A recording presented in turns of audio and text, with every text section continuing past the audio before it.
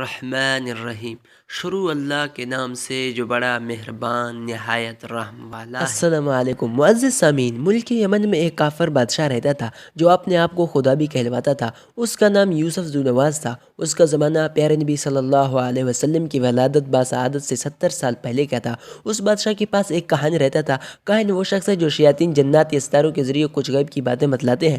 جب وہ کاہن بوڑھا ہو گیا تو بادشاہ کو کہا کہ ہو سکتا ہے میری موت آ جائے، آپ ایک ہوشیار لڑکا تلاش کر کے مجھے دیں تاکہ میں اس کو یہ اپنا علم سکھا دوں۔ چنانچہ یہ ایک لڑکا تجویز کیا گیا۔ وہ لڑکا روزانہ گھر سے علم سیکھنے کے لیے کاہن کے پاس جاتا تھا، لیکن راستے میں ایک راہب یعنی عیسائی پادری رہتا تھا جو دین عیسیٰ علیہ السلام کا پیروکار تھا، اور اس وقت یہی دین عیسیٰ علیہ السلام ہی دین حق تھا۔ وہ راہب بڑا نیک تھا۔ لڑکے کا نام عبداللہ بن تامر تھا۔ یہ لڑکا جب جاتا تو راستے میں اس راہب کے پاس بیٹھتا اور دین کی باتیں سنتا۔ اس کو باتیں اچھی لگی، وہ متاثر ہو کے چپ کے مسلمان ہو گیا۔ ایک مرتبہ لڑکا جا رہا تھا، راستے میں اس نے دیکھا کہ ایک شیر اور بعض روایت کے مطابق سانپ نے راستہ روکا ہوا تھا۔ خلق خدا پریشان کھڑی ہوئی تھی، گزرنے کا راستہ نہیں تھا۔ لڑکی نے سوچا کہ آج امتحان کا وقت ہے، دیکھتا ہوں کہ راہب کا دین سچا ہے یا کاہن کا۔ اس نے پتھر اٹھایا اور دعا کی، یا اللہ اگر راہب کا دین سچا ہے تو یہ جانور میرے پتھر سے مارا جائے، اگر کاہن کا سچا ہے تو نہ مارا جائے۔ یہ کہہ کر پتھر مارا تو شیر ہلاک ہو گیا۔ سب لوگ خوش ہو گئے اور ان میں مشہور ہو گیا کہ اس لڑکے کو عجیب و غریب علم آتا ہے۔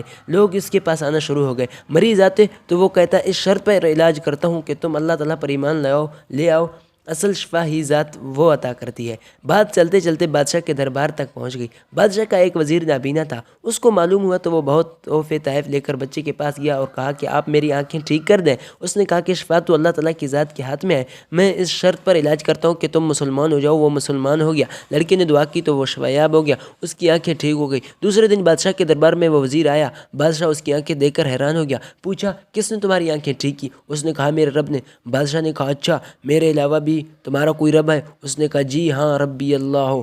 اس نے اس کو گرفتار کیا اور اس کو مختلف سزائیں دینا شروع کر دی، یہاں تک کہ اس نے بچے کا پتہ بتلا دیا۔ اس کو گرفتار کیا گیا۔ اس نے راہب کا پتہ بتا دیا، اس کو بھی گرفتار کیا گیا۔ بادشاہ نے راہب اور عامہ کے بارے میں حکم دیا کہ ان کو آرے کے ساتھ قتل کر دیا جائے، اور لڑکے کے بارے میں حکم دیا کہ اس کو پہاڑ کے اوپر لے جا کر نیچے گرا دیا جائے اگر یہ اپنے دین سے باز نہ آئے۔ جب پہاڑ کی چوٹی پر پہنچے تو بچے نے دعا کی، یا اللہ ان لوگوں سے مجھے بچا۔ پہاڑ پر زلزلہ آیا، وہ سارے گر کر ہلاک ہو گئے۔ بچہ واپس آ گیا۔ بادشاہ نے پھر چند لوگوں کو حکم دیا کہ اس کو سمندر کے اندر لے جا کر غرق کر دو۔ اس نے پھر یہی دعا کی، سارے ہلاک ہو گئے۔ وہ پھر واپس آ گیا۔ پھر لڑکے نے بادشاہ کو کہا میرے مارنے کی صورت یہ ہے کہ ایک جگہ لوگوں کو جمع کر کے میرے ترکش سے تیر لے کر اس پر بسم اللہ ربی حاذہ الغلام کہہ کر مجھے مار دو تو میں مر جاؤں گا۔ چنانچہ ایسے ہے کیا گیا۔ لوگوں میں اعلان کیا گیا کہ لوگ جمع ہو گئے۔ بچے کو لکڑی کے اوپر باندھ کر بسم اللہ ربی حاذہ الغلام کہہ کر تیر مارا، جو اس کے کان کے نیچے لو پر لگی، جہاں اس نے اپنا ہاتھ رکھ لیا، اور وہ لڑکا شہید ہو گیا۔ مگر اس واقعے عجیب کو دیکھ کر یک لخت مجمع نے یک زبان ہو کر نعرہ تکبیر بلند کیا اور کہنے لگے ہم سب اللہ پر ایمان لاتے ہیں۔ یہ سن کر بادشاہ مزید پریشان ہو گیا۔ ارکان سلطنت سے مشورہ کیا۔ مشورہ طے ہوا کہ بڑی بڑی خدقیں کھدوائی جائیں اور ان کو آگ سے بھر دیا جائے، پھر لوگوں کو بلایا جائے، جو شخص دین اسلام سے نہ پھرے اس کو آگ میں پھینک دیا جائے۔ چنانچہ ایسا کیا، مگر مسلمان صبر و استقامت کا پہاڑ بن گئے۔ انہوں نے بخوشی اس جزا کو قبول کر لیا۔ ایک عورت آئی، گود میں چھوٹا سا بچہ بھی تھا۔ بچے کی شفقت کی وجہ سے تھوڑی جھجکی، لیکن معصوم بچے نے آواز دی امی جان صبر کرو، تم حق پر ہو۔ یعنی بعض روایت کے مطابق شہداء کی تعداد 12,000، بعض کے مطابق 70,000۔ عبداللہ بن تامر کی قبر حضرت عمر فاروق رضی اللہ تعالیٰ عنہ کے دور میں کسی وجہ سے کھودی گئی تو عبداللہ بن تامر کی لاش صحیح سالم تھی۔ وہ اسی طرح ہی خوبصورت چہرے کے ساتھ موجود تھا اپنے قبر پر۔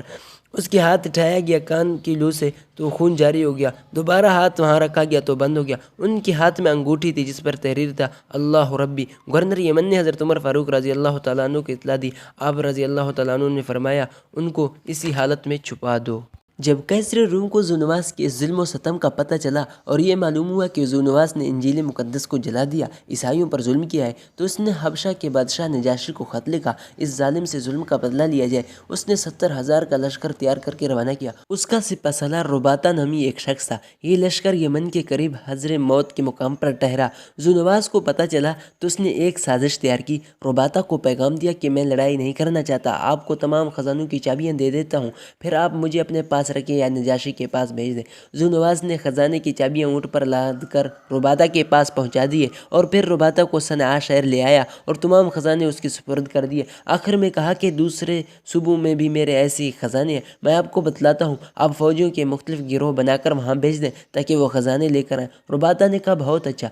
ربادہ کی فوج جب ادھر ادھر بکھر گئی تو ذونواس نے خفیہ طور پر اپنے لوگوں کو بھیجا، جا کے میرے وزیروں کو کہہ دو کہ ربادہ کے لوگ جب تمہارے پاس پہنچے ان کو قتل کر دو۔ چنانچہ ربادہ کی یہ فوج ہر جگہ ماری گئی۔ ربادہ کو پتہ چلا تو وہ صنعاء شہر سے بھاگ کر حضر موت آیا اور نجاشی کو صورتحال سے مطلع کیا۔ نجاشی نے دوبارہ 1,00,000 لشکر ابرہہ کی قیادت میں روانہ کیا۔ ذونواس کو پتہ چلا، اس نے کہا اب بچنا مشکل ہے، تو وہ گھوڑے پر سوار ہو کر سمندر میں گھس گیا، کیونکہ اس کا گھوڑا سمندر میں تیرتا تھا، لیکن تھوڑی دیر بعد تھکاوٹ کی وجہ سے گھوڑا تھک گیا، وہ گھوڑے سمیت سمندر کے اندر غرق ہو گیا۔